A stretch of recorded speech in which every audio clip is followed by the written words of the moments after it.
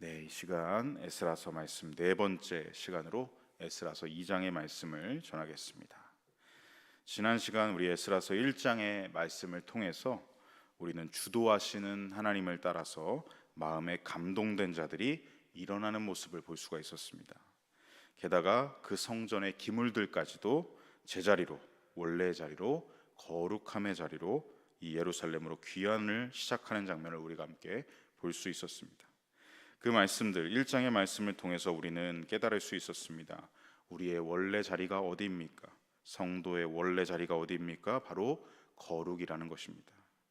우리의 자리는 세상에 있는 것이 아니라 주님이 부르신 자리, 거룩의 자리, 그것이 우리의 원래의 자리라는 것입니다. 그래서 우리는 날마다 이 악하고 음란한 이 세상을 거스르고 주의 뜻과 말씀을 붙잡고 살아가는 거룩한 산 제사의 삶으로 살아가야 한다라는 것이었습니다. 그리고 이제 오늘 본문 2장에서부터 이 2장 1절의 말씀에서부터 그렇게 거룩을 향하여 일어섰던 자들이 마침내 예루살렘과 유다로 돌아오는 것을 우리가 함께 볼 수 있습니다. 오늘 본문 1절의 말씀을 우리 화면을 통해서 함께 다시 한번 읽겠습니다. 옛적에 바벨론 왕 느부갓네살에게 사로잡혀 바벨론으로 갔던 자들의 자손들 중에서 노임을 받고 예루살렘과 유다 도로 돌아와 각기 각자의 성읍으로 돌아간 자. 아멘. 옛적에 바벨론으로 끌려갔던 자들의 자손들이 돌아왔다. 즉 이들은 어떤 사람들입니까? 오늘날로 말하면 이민자 2세와 3세들이라는 것입니다. 그러니 원래 이스라엘 백성들은 유다와 예루살렘에 이 원래 있어야 할 곳이었지만 이 이민자 2세 3세들은 어떻습니까? 단 한 번도 유다와 예루살렘을 거주한 적이 없습니다. 그들의 후손들이니까요. 그러니까 부모님으로부터 우리 할아버지 할머니로부터 말로만 듣던 곳에 이 예루살렘에 드디어 돌아온 것이죠. 그들이 살아왔던 평생을 살아왔던 바벨론 제국과 바사의 땅보다 낯선 곳이었을 것입니다. 그 문명의 아주 최고조를 찍었던 이 제국의 한복판에서 이제 모든 것이 다 무너져 있는 예루살렘에 돌아왔기에 그들이 얼마나 낯설고 이게 무엇인가, 이게 말로만 듣던 그곳이 맞는가라는 의아함을 품을 수도 있었겠죠. 그래서 그들에게는, 이 백성들에게는 유다와 예루살렘 땅에서 다시금 하나님의 백성답게 거룩함으로 살아가도록 이끌어줄 수 있는 사람들, 지도자들과 인도자들이 필요했다라는 것입니다. 하나님께서는 세밀하게 일하셔서 백성들을 이끌어줄 지도자와 인도자를 세우셨는데 그 명단이 바로 2절에 기록되어 있죠. 우리 2절 말씀 함께 읽겠습니다. 곧 스룹바벨과 예수아와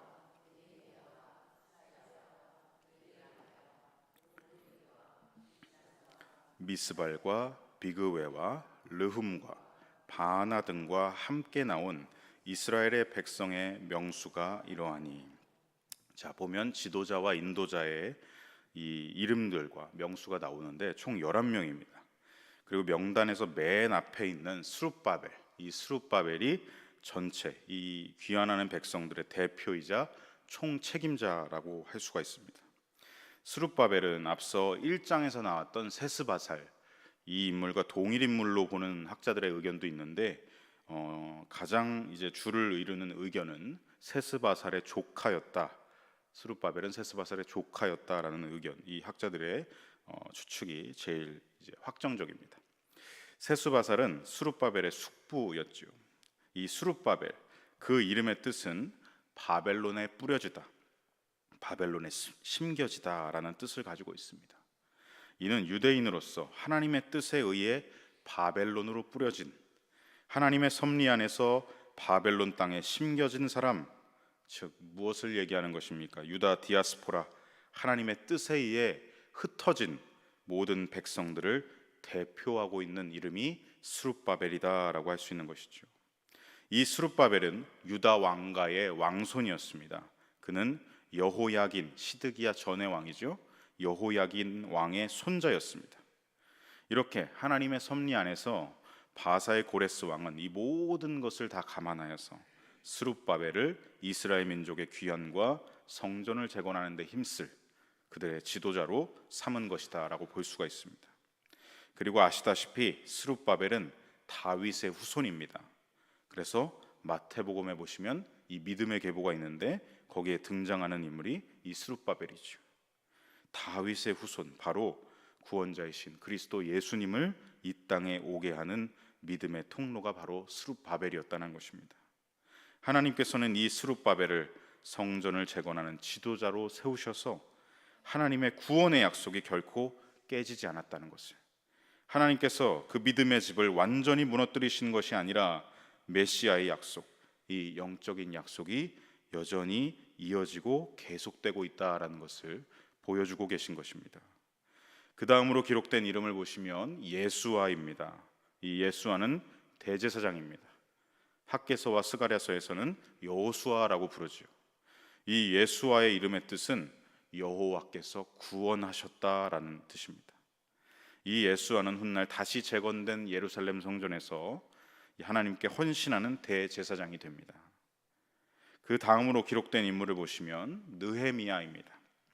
느헤미야는 우리가 잘 아는 그 느헤미야서의 느헤미야와 동명이인입니다. 이름만 같지 다른 인물입니다. 왜냐하면 시간적으로 봤을 때 이 스룹바벨이 인솔하고 있는 1차 귀환자들, 이 1차 귀환은 기원전 537년경입니다. 그런데 느헤미야서의 느헤미야가 인솔하는 3차 포로 귀환은 기원전 444년입니다. 시간적으로 봤을 때 93년의 차이가 있습니다. 그러니까 대략 100년의 시간 차이가 있기 때문에 우리는 그 여기에 있는 느헤미야와 그 느헤미야를 동일 인물로 볼 수가 없는 것이죠. 중요한 것은 무엇이냐면 이 느헤미야가 가지고 있는 이름의 뜻입니다. 이 느헤미야의 이름의 뜻은 여호와께서 위로하셨다, 여호와께서 긍휼히 여기셨다라는 뜻을 가지고 있습니다. 계속해서 말씀드리고 있는 이 지도자들의 이름이 가진 의미와 뜻을 잘 기억하시기 바랍니다. 지금까지 말씀드린 세 사람의 이름을 다시 정리하면, 첫 번째 스룹바벨은 바벨론에 뿌려지다, 바벨론에 심겨지다. 두 번째 예수아는 여호와께서 구원하셨다. 세 번째 느헤미야는 여호와께서 위로하셨다, 여호와께서 긍휼히 여기셨다였습니다. 다음 네 번째 인물은 스라야입니다. 스라야 이름의 뜻은 여호와께서 주권자가 되셨다, 여호와께서 권세를 잡으셨다라는 뜻을 가지고 있습니다. 그리고 다음 다섯 번째 인물은 르엘라야입니다. 르엘라야 이름의 뜻은 여호와를 두려워하게 하다, 여호와를 경외하게 하다라는 뜻을 가지고 있습니다. 다음 여섯 번째 인물은 모르드게입니다. 이 모르드게도 보면 느헤미야만큼 익숙한 이름이지요. 하지만 여기에 기록된 모르드게 역시도 에스더서에 기록된 모르드게와는 다른 인물입니다. 동명이인, 이름만 같고 다른 인물입니다. 앞서 느헤미야와 마찬가지로 시간적으로 봤을 때 동일 인물이라고 볼 수가 없는 것이죠. 이 모르드게의 이름은 페르시아식 이름입니다. 히브리식 이름이 아니고 페르시아식 이름인데 그 이름의 뜻은 무엇이냐면 앞선 의미들과는 조금 다릅니다. 이 모르드게는 바벨론의 신 무로닥의 숭배자라는 뜻입니다. 다음 일곱 번째 인물을 보시면 빌산입니다. 빌산의 이름의 뜻은 혀의 아들, 말을 잘하는 자라는 의미를 가지고 있습니다. 그리고 여덟 번째 인물 미스발입니다. 미스발의 이름의 뜻은 수효, 우리가 숫자를 셀 때 그 수효라는 의미를 가지고 있습니다. 이 미스발의 정확한 발음은 히브리어로 이제 미스파르입니다. 미스파르는 사파르라는 히브리어 단어에서 유래한 이름인데, 사파르는 무슨 뜻이냐면 계수하다라는 뜻을 가지고 있습니다. 그래서 미스파르, 미스발은 수와 수요를 의미하는 것이죠. 다음 아홉 번째 인물은 비그웨입니다. 이 비그웨 이름도 히브리식이 아니고 페르시아식 이름입니다. 그 이름의 뜻은 행복하다입니다. 그리고 열 번째 인물은 르훔입니다. 르훔의 이름의 뜻은 긍휼히 여김이 됨입니다. 마지막 11번째 인물은 바나입니다. 바나의 이름의 뜻은 고통 중에 있는 이라는 뜻을 가지고 있습니다. 이렇게 귀환하는 백성들의 지도자 총 11명의 이름들을 살펴보았습니다. 여기서 이 이름의 뜻을 종합해보고 조합해보면 우리는 이 이름들에서 하나님의 크신 은혜를 발견할 수가 있습니다. 첫 번째 스룹바벨, 바벨론에 뿌려지다, 심겨지다라는 뜻을 가지고 있죠. 하나님의 뜻에 의해 이스라엘 백성들, 유다 백성들은 바벨론에 뿌려졌습니다. 모르드게, 바벨론의 모로닥 숭배자였던 느부갓네살 왕에게 끌려갔죠. 그 땅에서 그들은 반하, 고통 가운데 있었습니다. 하나님은 당신의 백성들을 결코 잊지 않으셨습니다. 그들은 르훔, 하나님께 긍휼히 여김을 받았고, 또 느헤미야, 계속해서 하나님의 긍휼이 그들을 향하였고, 결국 그들은 하나님께 위로받는 백성들이 되었습니다. 스라야, 온 만물과 세상의 주권자이시며 권세를 가지신 여호와 하나님께서는 바사왕 고레스에게 그 권세를 주셔서 바벨론을 패망하게 하시고 그의 마음을 감동시키셔서 르엘라야, 어떻게 하셨습니까? 그로 하여금 자기보다 높으신 분이 계시다, 하나님을 경외하도록 그를 만드셨습니다. 여호와를 경외하게 된 고레스는, 하나님은 빌산, 그의 혀를 통하여서 어떻게 했습니까? 이스라엘 백성들의 귀한 칙령을 온 땅에 공포하게 하셨습니다. 고레스는 탈취되었던 성전 기물을 미스발, 그 수요까지 세심하게 하나하나 세워서 돌려주었고 그 기물들을 다 가지고 돌아가게 해주었습니다. 이제 백성들은 다시 예루살렘 거룩의 자리로 돌아온 자들, 비그웨, 행복한 자들이 된 것입니다. 왜냐하면 그들은 예수와, 마지막 예수와입니다, 여호와 하나님의 구원하심을 경험한 백성들이기 때문입니다. 이렇게 이름들을 다 보면 과거 출애굽 당시 하나님께서 모세를 통해 이스라엘에게 하셨던 말씀이 이 이름을 통해서 두 번째 출애굽이라고 할 수 있는 이 바벨론 포로 기한 가운데 백성을 위해 세우신 이 지도자들의 이름을 통하여서 다시금 하나님의 말씀이 선포되고 새겨지고 있는 것을 우리가 보게 됩니다. 우리 화면을 통해서 신명기 33장 29절의 상반절 말씀을 우리 함께 읽도록 하겠습니다. 이스라엘이여, 너는 행복한 사람이로다. 여호와의 구원을 너같이 얻은 백성이 누구냐? 그는 너를 돕는 방패시오 내 영광의 칼이시로다. 아멘. 이스라엘은 어떠했습니까? 과거 바벨론에 의해서 모든 것을 잃어버린 자 같았습니다. 성전이 무너졌고 하나님과 함께하는 그 거룩을 잃어버렸고 행복을 잃어버린 자들 같았습니다. 그런데 70년의 때가 참에, 하나님께서 예비하신 때가 참에 하나님은 지금 어떻게 하십니까? 그들을 다시금 모든 것을 얻은 자들로 그들의 거룩을 다시 얻게 하시고 그들을 행복을 얻게 하시고 그들을 회복시켜주고 계신다는 것입니다. 하나님께서는 성전 재건을 명하셨습니다. 그들은 이제 성전을 다시 재건하고 회복하여서 이스라엘이여, 너는 행복한 사람이로다. 예루살렘에서 하나님과 함께하는 행복을 얻게 되는 것입니다. 또한 다시 오늘 본문 2절에 보시면 우리는 이 지도자들의 이름을 통해서 이 이름의 의미들을 종합하고 조합해 보면서 어떻습니까? 에스라서 1장에 봤던 말씀들이 다시 복기되고 있는 것을 볼 수 있습니다. 고레스 칙령의 내용, 하나님의 이 말씀들이 그대로 이루어지고 있다는 것을 이 지도자들의 이름을 통해서 우리가 볼 수 있는 것이죠. 하나님께서 약속하시고 명령하신 말씀은 하나도 땅에 떨어지지 않고 반드시 이루어진다라는 것을 에스라는 이 2장 2절의 말씀을 기록하여서 지도자들의 이름 속에 담긴 이 의미들을 통하여서 우리 독자들로 하여금 증거하고 있는 것입니다. 이어지는 3절부터 63절까지는 하나님께 감동을 받아서 길게 나와 있는데 하나님께 감동을 받아서 일어난 백성들, 그 자손의 수를 열거하고 있습니다. 이 자손 명단을 보시면 3절로 35절까지에는 일반 백성 자손의 명단과 수가 기록되어 있고 36절에서 39절까지는 제사장 자손의 명단과 수가 기록되어 있습니다. 그리고 40절로 42절까지에는 레위 자손의 명단과 수가, 그리고 43절로 58절에는 성전 막일꾼으로 이뤘던 자손의 명단과 수가 기록되어 있습니다. 또한 59절로 63절에는 어느 자손인지 정확하게 밝혀지지 않은, 명확하지 않은 그런 자손들의 명단과 수까지도 기록되어 있는 것을 보게 됩니다. 시간 관계상 너무 길어서 우리가 읽지 않았지만 댁에 돌아가셔서 이 하나님께 감동받아 일어난 자손들이 누구인가, 그 수가 어떻게 되는가 한번 돌아가셔서 읽어보시면 좋을 것 같습니다.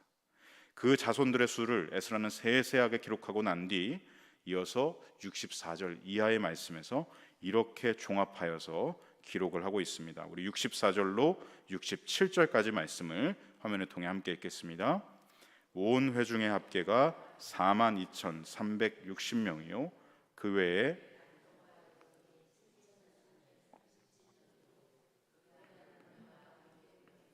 말이 736이요 노새가 245요 낙타가 435요 나귀가 6,720이었더라. 여기서 64절에 나오는 온 회중의 합계라는 말은 전체 인구 수를 말하는 것이 아니라 일반 백성의 수를 말합니다. 일반 백성이 42,360명이고 그 다음 보시면 65절에서 남종과 여종이 7,337명, 그리고 그 다음 노래하는 남녀가 200명. 그래서 이것을 다 합하면 총 인원은 49,897명입니다. 대략적으로 5만여 명이 되는 것이죠. 유다 예루살렘으로 1차 귀환한 총 인원수는 49,897명입니다. 그리고 에스라는 이것까지도 기록했습니다. 66절과 67절에서 이 재산의 목록이라고 할 수 있는 고대 중동 사람들과 근동 사람들에게 중요한 재산, 정말 목숨과도 같은 재산이라고 할 수 있는 가축들, 말과 노새와 나귀와 낙타의 마리수까지도 세밀하게 하나하나 기록하고 있습니다. 이것을 통해서 우리는 그냥 숫자를 적었나 보다라는 의미가 아니라 영적인 의미로 어떻다는 것이죠. 하나님의 일하심이 세밀하게 하나하나 이루어지고 있다는 것을 볼 수 있어야 되는 것입니다. 이어서 68절과 69절의 말씀을 우리 함께 읽겠습니다. 어떤 족장들이 예루살렘에 있는 여호와의 성전터에 이르러 하나님의 전을 그곳에 다시 건축하려고 예물을 기쁘게 드리되 힘 잘하는 대로 공사하는 금고에 드리니 금이 6만 1,000 다리기요 은이 5천만에요 제사장의 옷이 100벌이었더라. 아멘. 자, 1차 귀환한 백성들 중에 먼저 어떤 족장들 68절에 말하고 있습니다. 이들은 앞서 열거되었던 그 각 자손들의 리더들이라고 할 수 있습니다. 이 족장들 중에 어떤 족장들이 예루살렘에 도착을 했는데 제일 먼저 어디에 이르렀다고 하고 있습니까? 여호와의 성전터에 이르렀다고 합니다. 무엇입니까? 여기서도 은혜를 발견할 수 있죠. 이들은 예루살렘에 도착해서 자기가 살 터전들을 먼저 보지 않았습니다. 도착했으면 너무 힘들어서 쉬어야 할 텐데 쉼부터 가진 것이 아니라 하나님의 말씀을 그대로 따라서 고레스가 칙령한 대로 가장 먼저 지금 어디를 가고 있다는 것입니까? 여호와의 성전터부터 찾아간 것입니다. 바사에서 예루살렘까지 오랜 시간 행군을 해왔습니다. 저도 군 시절에 조교였기 때문에 매 기수마다 15km, 20km 행군을 두 번씩 이렇게 다녔는데 이 전체 기수를 한 11기수, 12기수를 이제 지도를 했는데 그래서 논산훈련소는 또 교장마다 거리가 깁니다. 그래서 하도 걸어서 제가 걷는 데에 정말 이골이 났을 정도로 너무 많이 걸어서 이 걸으면 얼마나 지치고 곤비한지를 압니다. 입에서 정말 단내가 나죠. 근데 이들은 바사에서 예루살렘이라는 이 엄청난 거리를 행군해서 왔는데 곧바로 어디부터 갔다는 것입니까? 성전 터부터 찾아갔다는 것입니다. 쉼이 아니라 내가 살 터전 먼저 보는 게 아니라 목적대로 하나님의 성전 터부터 보는 것이죠. 그들이 돌아온 목적을 끝까지 붙잡고 있었다라는 것입니다. 우리가 왜 돌아왔는가? 우리 단순히 귀향하는 거 아니야. 우리 여호와의 성전을 다시 세우기 위해 우린 여기에 온 거야. 이 분명한 목적을 이들은 붙잡고 있었다는 것이죠. 이들은 그동안 말로만 전해뒀던 성전터, 폐허가 됐다고 했던 그 성전터를 직접 눈으로 보게 되었습니다. 그리고 곧바로 어떻게 됩니까? 성전을 다시 건축해야겠다는 마음의 감동이 불일 듯이 일어나서 예물을 드리게 되는데 그 예물을 어떻게 드리고 있다고 하죠? 기쁘게 드리고 있다 합니다.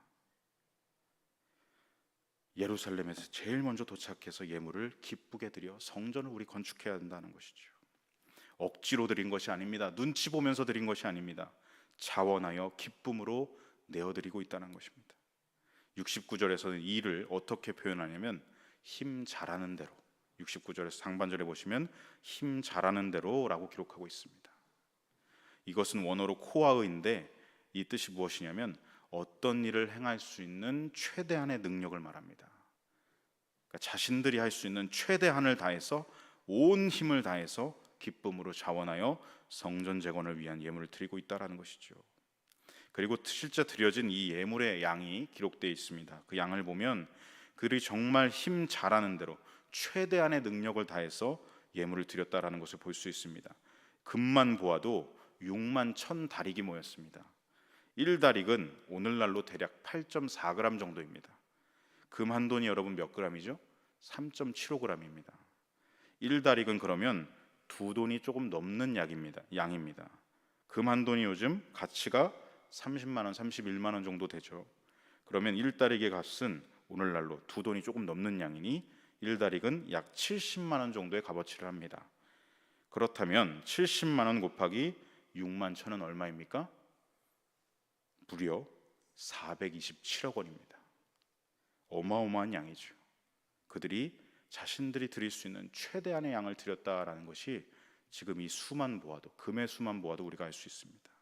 자원하여 기쁨으로 내었다, 힘 잘하는 대로 드렸다. 그들의 이러한 마음, 이 헌신, 그들이 이렇게 드릴 수 있었던 이유는 무엇입니까? 이미 하나님께서 그들을 채우셨기 때문입니다. 바사 제국을 나올 때 어떻게 했습니까? 사면에서 도움을 받게 하셨습니다. 재물적으로, 재정적으로 도움을 받게 하셔서 성전 재건하는 데 부족함이 없도록 채워주셨기 때문에 이들은 하나님께 받은 그대로를 최대한으로 하여 드리고 있는 것이죠. 여러분, 이만큼 금이 모였다면 현혹되지 않았겠습니까? 이만큼의 어마어마한 양의 금이 내 수중에 들어왔다면 미혹될 수 있지 않겠습니까? 그런데 이들은 어떻습니까? 바사에서 예루살렘까지 오는 그 마지막 행차에서 이들은 여전히 분명한 목적을 굳게 붙잡고 있는 것입니다. 금과 운이 우리의 삶의 목적이 아니다. 재물이 우리의 삶의 목적이 아니다. 물질 모으는 게 우리 삶의 목적이 아니다. 우리의 목적은 하나님의 성전을 재건하여서 하나님과 함께 살아가는 것이다. 목적을 위한 수단이 금과 은이었다라는 것을 이들은 분명하게 알고 있었기 때문에 기쁨으로 내어드릴 수 있었다는 것입니다. 그렇습니다, 여러분. 재정과 물질은 중요한 것이죠. 살아가는 데 필요한 것입니다. 하지만 우리 삶의 목적은 아닙니다. 우리의 주인은 아닙니다. 재정과 물질은 하나님의 뜻을 이루어드리기 위한 도구요, 수단에 불과합니다. 그래서 기쁨으로 그 도구를 내어드리고 있는 것입니다. 이어서 마지막으로 70절 말씀 우리 함께 읽겠습니다. 이에 제사장들과 레위 사람들과 백성 몇과 노래하는 자들과 문지기들과 느디딤 사람들이 각자의 성읍에 살았고 이스라엘 무리도 각자의 성읍에 살았더라. 아멘. 성전터에 도착해서 이제 성전 재건 위한 예물을 다 드리고 나서야 이들은 그제서야 쉼을 갖고 자기 삶의 터전들을 찾아 나서고 있는 것이죠. 여러분, 쉼은 나쁜 게 아닙니다. 쉼도 성전 재건을 위한 준비 과정이라고 할 수 있습니다. 어떤 분들은 이 말씀을 보면서 아니 예물을 모았으면 이제 바로 일에 착수를 해야지 왜 쉬러 가는 거야? 왜 삶의 터전으로 나가는 거야? 라고 하는 분들도 계십니다. 그런데 여러분, 쉼도 성전 재건을 위한 준비 과정입니다. 이들은 지금 쉬지 않고 달려왔습니다.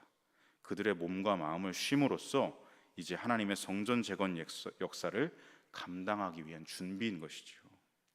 이들은 예루살렘과 그 근처 성읍에 터전을 마련하고 있습니다.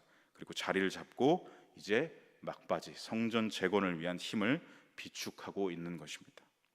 그러므로 성도 여러분, 쉼과 안식 역시도 우리 삶의 목적이 아니라 하나님의 뜻을 이루기 위한 준비 과정임을 기억하시기 바랍니다. 그래서 살아가면서 이런 마음이 들 때가 있죠. 아무것도 안 하고 싶다. 그 광고도 있지 않았습니까? 이미 아무것도 안 하고 있지만 더 격렬하게 아무것도 안 하고 싶다. 사탄이 주는 게으름의 마음들, 무기력함의 마음들, 계속 쉬고 싶다라는 마음들, 그 마음을 이 말씀 보시면서 물리치시고 쉼이 우리의 목적이 아니라 준비 과정이다. 또 반대의 경우가 있습니다. 너무 워커홀릭인 분들이 있습니다. 일에 너무 몰두해서 잠깐 내가 쉬는 것도 불안해하는 분들, 열심히 봉사하고 헌신한 뒤에도 내가 지금 이렇게 쉬어도 되나? 이렇게 일에 너무 헌신하고 몰두하는 분들, 그래서 죄책감을 느끼는 분들, 사단이 주는 그 죄책감의 마음도 이 말씀을 보시면서 물리치시기 바랍니다. 여러분, 쉼과 안식은 중요한 것입니다. 한계를 가진 우리는 육신의 한계를 가지고 있지 않습니까? 그런 우리를 향해서 하나님이 주신 은혜의 선물입니다. 하나님의 목적을 향해 달려가기 위해 주신 은혜의 준비 시간도 이 쉼이라는 것을 기억하시길 바랍니다. 말씀을 정리하겠습니다. 사랑하는 성도 여러분, 에스라 2장에 기록된 이 돌아온 자들, 이들은 회복의 사람들이었고 구원을 얻은 사람들이었습니다. 이스라엘이여 너는 행복한 사람이로다. 하나님의 구원과 일하심을 경험한 감격의 사람들이었습니다. 육신의 눈으로 봤을 때는 그저 유다와 예루살렘으로 돌아온 자들 같았지만 영적인 눈으로 보면 이들은 하나님께로 돌아온 자들입니다.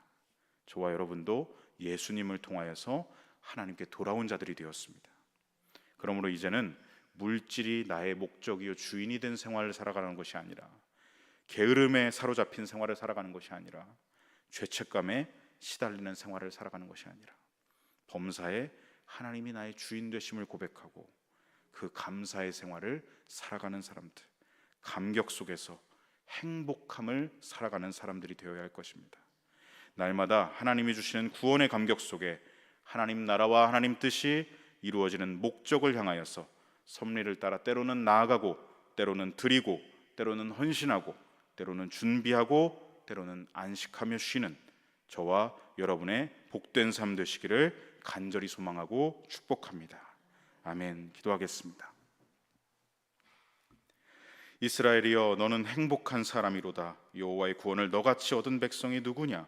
그는 너를 돕는 방패시요 내 영광의 칼이시로다. 아멘. 죄와 허물과 실패와 낭망으로 넘어져 있는 당신의 백성들을 건지시고 일으키시며 마침내 하나님의 품으로 돌아오게 하시는 하나님의 일하심과 역사를 찬양합니다. 그 일하심이 얼마나 세밀하신지도 오늘 말씀을 통해 깨닫게 됩니다. 오늘 저희들도 예수님을 통하여 건짐을 받았고 구원을 얻었고 하나님 품으로 돌아오게 하신 줄로 믿습니다. 날마다 이 구원의 감격 속에 살아가게 하시고 보혜사 성령님으로 저희들의 마음에 이스라엘이여 너는 행복한 사람이로다 날마다 말씀하여 주시옵소서. 그리하여 먹든지 마시든지 무엇을 하든지 하나님의 영광을 위해, 하나님 나라를 위해, 하나님의 뜻을 위해 살아가게 하여 주시옵소서. 오늘도 성경을 통해 말씀하여 주심을 감사드리며 우리 구주 예수님의 이름으로 함께 간구하며 기도드립니다. 아멘.